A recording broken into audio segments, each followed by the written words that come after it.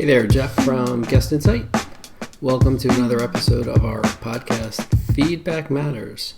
Today I'm flying alone, usually bouncing ideas and thoughts off of my colleague Rich, but we're not doing that today. I'm on my own. Wish me luck. So today I am going to be telling what we call the origin story of our fan value score, which is our loyalty metric that helps businesses with guests or customers. I think that's pretty much all businesses. It helps them to simply visualize and understand how the guest and customer experiences that they're delivering today will impact their businesses going forward. And I'm telling this story today, or I'm recording this story today. It's the middle of the NHL Stanley Cup Finals, because the fan value score is actually a metric that was derived from a lot of loyalty data that we'd been collecting for a very long time. In fact, we've been collecting it for more than 20 years, and I'll give you the specifics of what that data is in a minute. But at that time, we weren't using it in this way. And along the way, there were a confluence of circumstances that brought us to take a look at the loyalty metrics that we were capturing in a different way, inspired by sports analytics, and specifically a sports metric related to hockey, the plus-minus rating of a player. So that's why we're doing this now. But let's start with the loyalty data that we've been collecting for a long time. So we've been doing guest and customer satisfaction for, as I said, more than 20 years. And I'm not going to get into the specifics of what guest or customer loyalty is, because that's a pretty complex topic.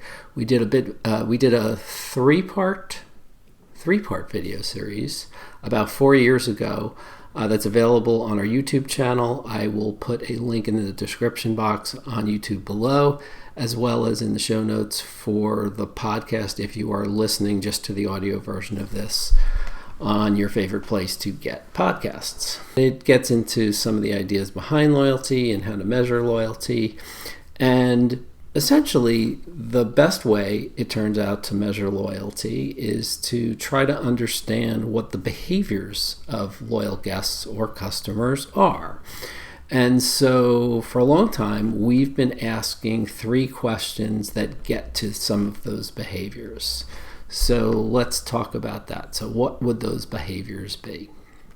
First of all, one of the pretty obvious behaviors of a loyal guest or customer is somebody who comes back. They become a repeat customer or a guest at a hospitality business. The second very common loyalty behavior is the willingness to recommend. Somebody who speaks well of a business or a restaurant or a hotel or a brand. That is another behavior of a loyal customer. And then the third one is, I don't want to say it's counterintuitive, but it really frames all experiences that businesses deliver to guests or customers. And that is the experience they deliver versus the expectation that that guest or customer came in with. And that's also a complex topic that's best left for another discussion, because expectations can be set in many different ways and from a variety of sources. But at the end of the day, it's very important that a business at least meets, if not exceeds, the expectations of guests or customers when they come through the doors. And we've learned since we started asking this question again 20 plus years ago, that this has become more important in something that didn't really exist in any big way at that time, and that's online reviews. As we all know, online reviews have become extremely important to all kinds of businesses, particularly hospitality. And in a lot of analyses of reviews and the text that people write into their reviews, expectations plays a huge part of it. So these are the 3 main ideas that we've always captured as far as data points relating to predicting whether somebody's going to be a loyal customer or guest. But back in the day, again, more than 20 years ago, we didn't sort of look at them comprehensively. We sort of asked a question about each, and then reported the results back to our clients afterwards. And then at some point, a little beyond that, we started developing dashboards and scoring other parts of the surveys that we were sending out. And we developed a scoring system where we sort of combined things together, and we came up with scores for, let's use the example of a hotel. We would use a score for, say, the guest room or guest services, and the score was based on a 0 to 100 scale. And so we also translated that to the idea of loyalty. So we came up with a 0 to 100 score for loyalty. It wasn't called the fan value score in the beginning. And it worked fine. It was useful for our clients to understand whether they were doing better or worse over time. And we kept going along. So, in addition to our customer and guest satisfaction work that we were doing for clients, we had another part of our business that we did a lot of work in, and that's helping consumer products companies figure out what products to market, how to market them, how to advertise them, and so forth. One of the things that we were doing was something called product line optimization. So, I'll give you an example. Let's say you have a ice cream company and you sell your ice cream in supermarkets, and in supermarkets, shelf space and specifically freezer space for ice cream is very limited. So you can't sell as many flavors as you want. You have to sort of decide how many flavors, and sometimes you can't decide, but let's say you can sell 5 flavors. That's the most you're going to get into a freezer case in supermarket chains. So let's say you can sell 5 flavors of ice cream. How do you decide which 5 to sell? And so there's market research techniques to help you do that. And that's something that we did very often. And so about 8 years ago, we were helping a company optimize a product line. And at the same time, we were also onboarding a new pretty big client in our hospitality practice in guest satisfaction. And so one night after work, a few of us were out having dinner and perhaps a few adult beverages. And in the place that we were dining, there happened to be a hockey game on a TV nearby where we were sitting. And somehow we got into a discussion of, like, how does what we do for consumer products companies relating to figuring out what the best lineup of ice creams, again, as an example, how does that match up to what we do with hotel customers? And how can that be related to, say, how a hockey team figures out which players to put out on the ice? What lineup are they putting out there? Could we look at a hotel's guests in the same way that a hockey team looks at their players, in the same way that a company looks at their lineup of ice cream flavors? And again, because it was a hockey game, there is a hockey metric which has been around for a very long time, actually since the early 70s. It's one of the first true sports analytics that has been used to describe a pretty complex idea. And the reason I say that it's complex is because it describes how a player is doing in relation to all the other players on the team, in conjunction, I should say, with all the other players on the team at that time. So here's how it works. Let's say I'm on a hockey team, and if you want to measure my plus minus rating for a specific period of time, and you can do it for any unit of time related to hockey, so it could be a period, a game, a series like the NHL Stanley Cup Finals, a season, a career. But my plus minus rating for, say, a game is very simply a subtraction equation. It's the number of goals that my team scores while I'm on the ice minus the number of goals that the opponent scores while I'm on the ice. So, for example, during the course of a game, if while I'm on the ice my team scores 2 goals, and the opposing team scores 1 goal, my plus minus rating is 2, -1, or +1.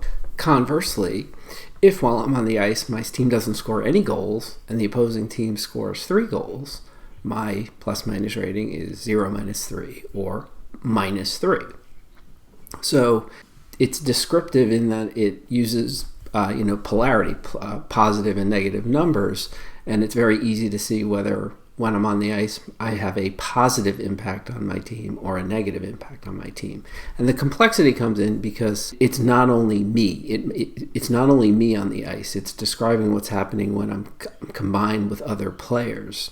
So there's dynamics involved, and you can look at the plus minus rating for players when they're playing with each other to sort of help optimize that. And so that appealed to our sensibility during that discussion, and you can see how we made the leap from hockey certainly to the ice cream lineup problem.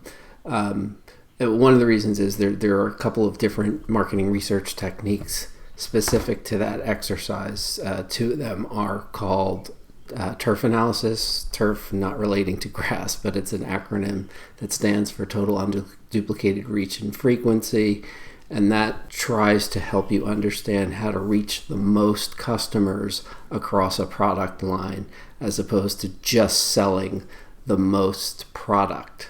The idea being, very simply, if you have those 5 ice cream flavors, you want to optimize not only the amount of ice cream, but to the number of different people that you're selling to. And that's what turf analysis helps you do. There's another technique called Shapley value analysis, which gets at purchase intent amongst different people, but it's similar. It gets to a similar place as turf analysis, but it assigns a numeric value to each of your flavors, again, of ice cream as an example. And so that's how we sort of got to the place where the plus minus rating of hockey was similar to try to figure out how to optimize a lineup. And so when we started talking about, well, can we think of the guests in a hotel, say, in a similar way? And so that's how we came to the idea that every guest can have some impact on the future. Every guest who comes through the door of a hotel will have some likelihood of becoming a loyal guest.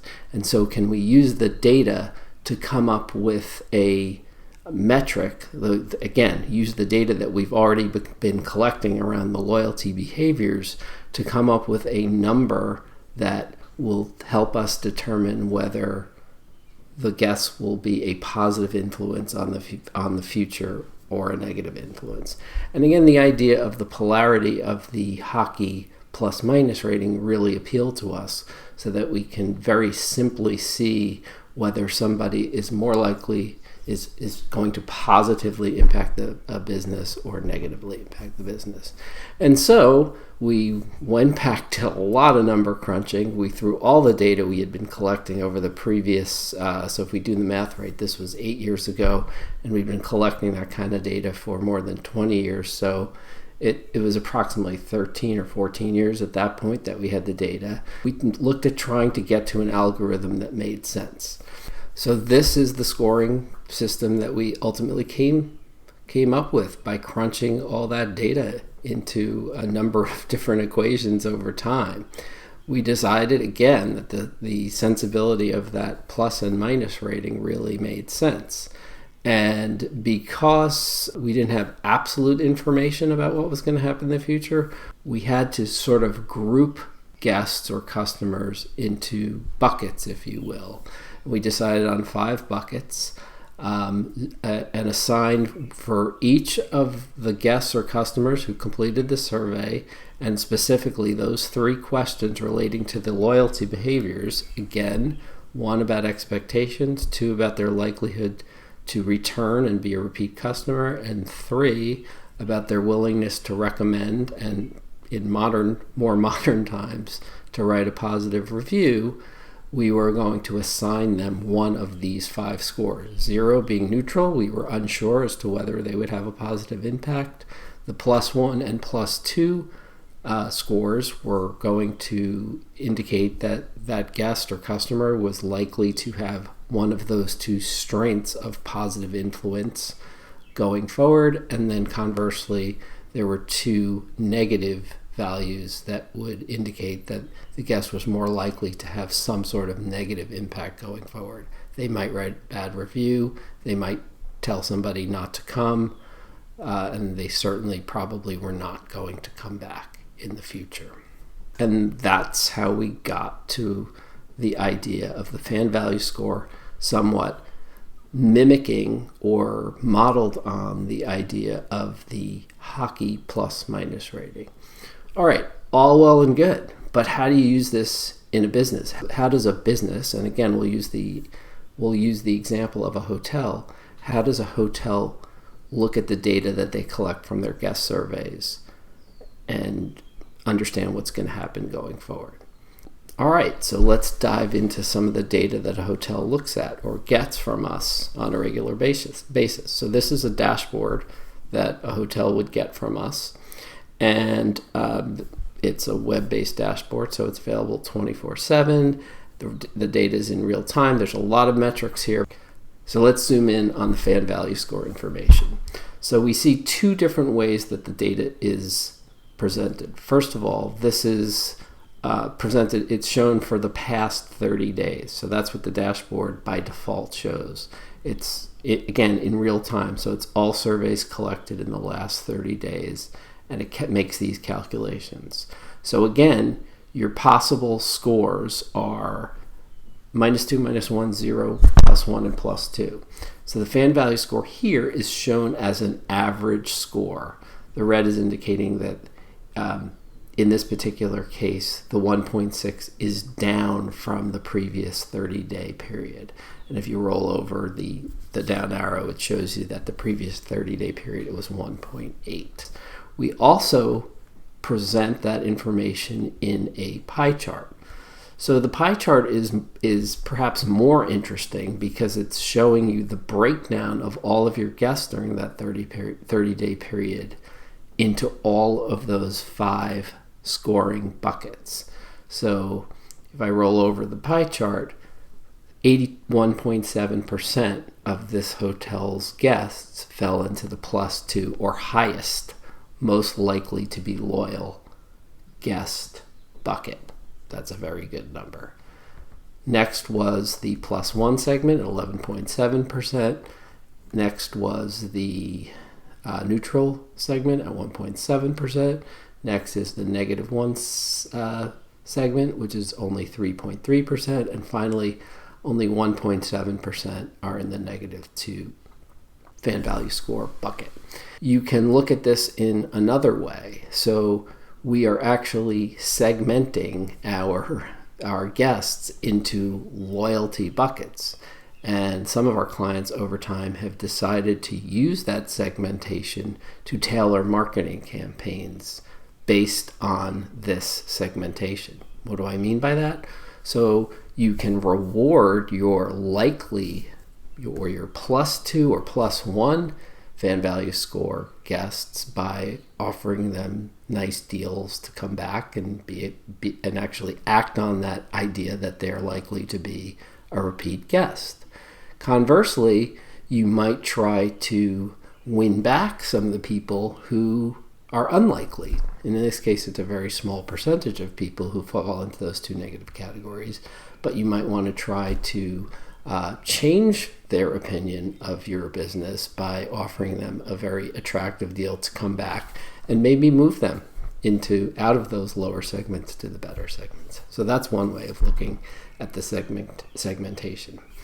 The other idea is let's look again at the average fan value scores. So if we look at this graph down here, this is actually a past 12-month trend chart, and it shows you the average fan value score for each of the past 12 months of data collected.